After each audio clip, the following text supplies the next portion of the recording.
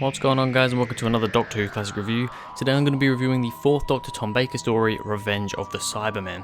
This is the final story from Season 12, which is Tom Baker's first season as the 4th Doctor. I'd heard mostly negative things about this story, I'm going to be honest. It doesn't seem to be the most loved story in the world, in the Doctor Who fandom.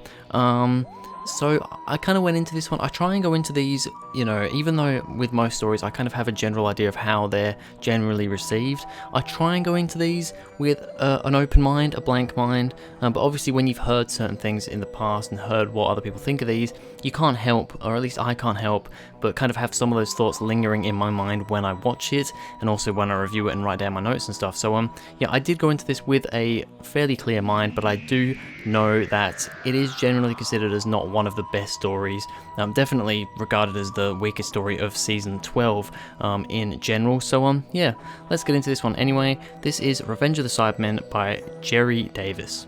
The Doctor and his companions are lost in time. Expecting to be reunited with the TARDIS following a secret mission for the Time Lords, they instead find themselves on a plague-stricken space station orbiting the remnants of Voga, planet of gold. The Doctor, Harry and Sarah have stumbled into the last battle of an ancient conflict between humankind and one of its most terrifying foes, the Cybermen. So yes, of course, this is a Cyberman story. It's called Revenge of the Cybermen. If you didn't gather that, there's something a little bit wrong. And yeah, it's actually the first time the Cybermen have showed up for quite a few years. The last time, I believe, was in the Invasion. They didn't show out throughout the whole Third Doctor's era, and then finally they do show up again here for the Fourth Doctor, but then won't go on to come back again until Earthshock many years later. So yeah, there is quite a big gap with the Cybermen at this time. So yeah, let's get into the cast. Tom Baker as the 4th Doctor. Yeah, I mean, what am I going to say? He's really good. This is obviously his first season, and he's really on full form here, like he always is. He's just really, really good. He has funny moments, he has serious moments. Altogether, Tom Baker's just a fantastic actor altogether, but especially in his first 3 or 4 series, he's very, very good, and I do love him very much here. There's not really much else I can say. There's no there is one moment in particular that I do want to mention, but I'll mention that when I get to my good list. I won't mention that right now. But yeah, there are a few funny moments and all around just serious moments as well in this episode that Tom Baker just does a great job with, as usual. We've got Elizabeth Sladen as Sarah Jane Smith. Once again, I always say it, Sarah Jane is one of my favourite classic companions, one of my favourite companions of all time, to be honest, and she's really good here. Her and Harry on Voga by themselves for a lot of this. They're away from the Doctor. I do quite like it when the companions stray away from the Doctor for a little while. It just gives them a bit more of something to do, and really just kind of gets their character development going and stuff. Shows how brave they can be sometimes, or in other cases not so brave. But I really like that sort of stuff. So Elizabeth Sladen does a cracking job as usual. And then Ian Marter as Harry Sullivan. Yeah, he's pretty good too. Harry's one of those companions that he isn't one of the top great companions, but he's very good. For the short time that he did stick around, which was, I believe, only season 12 and then Terror of the Zygons, I think he showed up again. Was it in the Android Invasion? He did, I believe, show up again in season 13, but after Terror of the Zygons, he wasn't really a companion anymore. But yeah, here he's very good in this one. I do quite like Harry. Alright, so on to the good and the bad. Starting off with the good. The updated Cybermats. I did enjoy the Cybermats. Now, Cybermats were only used, from what I looked it up, only 3 times in the classic series. They were first introduced in Tomb of the Cybermen, they then showed up again in the Wheel of Space, and then they were in Revenge of the Cybermen. They haven't shown up again, the only time they've shown up again since then is in Nightmare in Silver. Apart from that, oh no, was it Closing Time? I think it was Closing Time actually, wasn't it? They weren't in Nightmare in Silver. They were definitely in Closing Time. So yeah, it's cool to have them back here. They've been updated quite a lot. I think they do look a lot better than they did in Tomb of the Cybermen. I believe they look the same in the Wheel of Space. Of course, I haven't seen the Wheel in Space because it's not out on DVD. I can't remember if there are any missing episodes, any surviving episodes, sorry. I think there might be, but yeah, I haven't got around to watching any of Wheel in Space or anything. But yeah, I do quite like the Cybermats here. They're quite big. It's been a while since I watched Tomb of the Cybermen, but I don't remember them being quite this big in that story. They are rather large in this story. Instead of just being, these mats, these kind of rats. They're kind of cyber rats, really, but they call them Cybermats. they're quite a lot bigger than rats, unless we're talking the rat from Talons of Weng Chiang. But yeah, they're pretty big things, but I do quite like the design of them. They're fairly basic, but I like kind of the, you know, the skeletal effect look to them, design. I think they look pretty cool, and yeah, they have a decent presence in this story. They don't do a whole lot, but I suppose they are kind of the thing that starts off the supposed plague that we get introduced to. But yeah, I think the Cybermen's pretty cool. The Vogons have the seal of Rassilon on their clothing. Now this is something that I picked up. I don't usually pick up these little things. It wasn't something that was mentioned in the story at all, and I actually had to do a bit of research with this. I don't usually do research and stuff. I just kind of see a thing, and you know, if I'm not 100% sure on something, I'll say, oh well, this happened. I'm not 100% sure if this has been referenced before, or if it's referenced after, but this is what I saw. Whereas in this one, I did actually want to do a little bit of research, because I saw this symbol on the Vogon's clothing. It's like on their chest, pretty much. You do see it a couple of times in their caves as well on Voga. Just the seal, you know, the symbol sitting around in places up on walls and stuff. But I first saw it on their clothing, and I thought that looks really familiar. That looks like the seal of Rassilon, which of course, Rassilon being like the almighty Time Lord. I was like, what's going on here? So I did a bit of research. I found out that apparently, you know, it wasn't explained in the story at all. It literally never came up. It was just something that I happened to notice. But apparently, according to the TARDIS wiki fandom page thing, way back when the Time Lords were kind of first getting going, and you know, first setting out into space, going to different planets and stuff, they gave the seal of Rassilon to races, and it supposedly like wards off evil or something like that. I haven't actually written notes down about it, but it's something about it's to protect against, I think the main thing was against these other beings.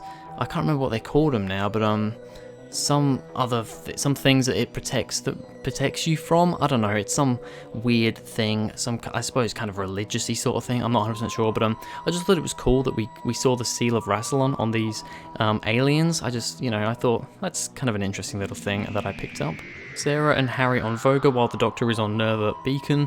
Yep, I mentioned this before. For a lot of the story, Sarah and Harry get transported onto the planet, or the rock of Voga, and because Sarah gets bitten by gets poisoned by the Cybermen, they have to go there because apparently that fixes you or something. I didn't quite understand that. I thought that was a bit of a kind of, okay, this is just a bit random. We go to this place full of gold, which the Cybermen are basically allergic to gold, but we go there to heal ourselves when we're poisoned with the Cybermen's poison stuff. I don't really know how that works, but yeah, okay, whatever. But they go there, and then they basically get trapped there, and the Doctor is then trapped on Nerva Beacon when the Cybermen come and invade. So I think, once again, it's cool just having them split up. I do quite like it when that happens. Harry Sullivan is an imbecile. This was the moment, the main moment from Tom Baker that I loved in this story. It's a quote that I knew even though I hadn't seen this story before. The Doctor just screaming, "Harry Sullivan is an imbecile." It's such an iconic quote that I love. And yeah, basically, one of the cliffhangers actually is that the Doctor's climbing up one side of a rock face, and Harry's climbing up another side.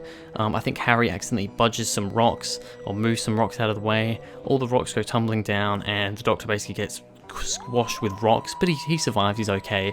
But when he figures out that it was, of course, Harry that caused this whole thing, he screams out, "Harry Sullivan is an imbecile," which is a great quote, and yeah, it is quite funny. And then finally, for the good stuff, the Doctor using a Cyberman against the Cybermen. I always like it when this sort of thing happens. Maybe it's used a bit too much here and there, but when the Doctor uses the enemy's technology against themselves, I think it's pretty cool. He obviously uses the Cybermats to attack the Cybermen. Now, how it works exactly, I don't know. Like, we don't see him put gold on the Cybermats' teeth or anything. We don't see that happening. We also, when the Cybermats attack the Cybermen, they don't seem to actually bite them. They just kind of lunge at them and kind of wiggle around in their face, and then all of a sudden the Cybermen die. They don't go for their chest units or anything. We're told that they have to put the gold in basically against the Cybermen's chest units to kill them, and that definitely doesn't happen with the Cybermen. So how they kill them, I'm not 100% sure, but I still think it's pretty cool how the Doctor uses the Cybermen's technology against themselves to defeat them. Alright, so there are a few bad things I need to talk about. First of all, some of the Vogan's masks look a bit crap. Now, the main Vogans actually look pretty cool. I do quite like the design of them. Yes, they are just humanoid creatures with just kind of slight variations in their face and stuff, but they're relatively creative and I don't mind them. They're not my favorite kind of humanoid alien villain, well, not really a villain, but alien creature that we've seen, but they're okay. However, some of the Vogans that are kind of in the background, even some of the ones that are more in the foreground just doing the shooting and stuff, some of the masks look pretty crappy. Like, you know, the main ones that are talking all the time, you can tell they've been molded to the actor's face, and it looks a lot better, whereas the other ones, they seem to have just all been molded the same, and they just look a bit crap, to be honest. So that put me off a little bit. I'm not a big fan of the Cybermen's voices. These Cybermen, they're kind of a mix between the Earthshock Cybermen, who don't have the most robotic voice, but they still have this menacing sound about them, and the older Cybermen. They're not quite robotic enough, and like they don't have quite that robotic electronic sound to them, but they also talk a bit too human-like. And I'm just not the biggest fan of their voices. That's a bit of a nitpick though, I suppose. And then the final thing, the Cybermen's weakness being gold.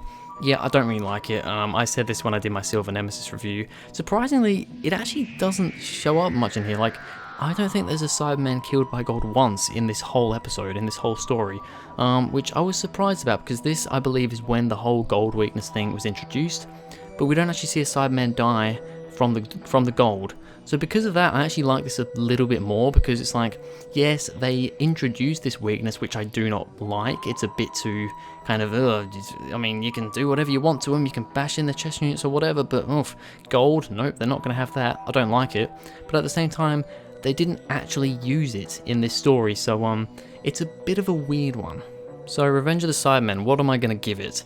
To be honest, I don't know, I think I went into this one, like I said, I went into this one with a bit of a, this might not be that good vibe, and to be honest, it's nothing special, but I don't think it's anywhere near as bad as I was expecting it to be. So because of that, I'm going to give Revenge of the Cybermen a 7 out of 10. I think it's pretty much just a mediocre story.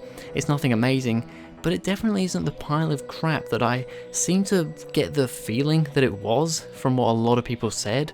I was expecting this to be on the same sort of level as Silver Nemesis, which I really didn't like. It had its moments, but Silver Nemesis I wasn't really a fan of. I could see the weaknesses in that. Whereas this one, yeah, it's got weaknesses.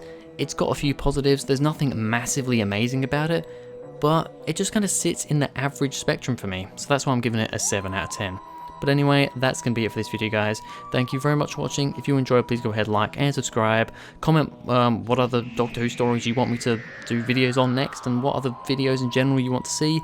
Go into the description, follow me on Twitter, and I'll see you guys in the next video.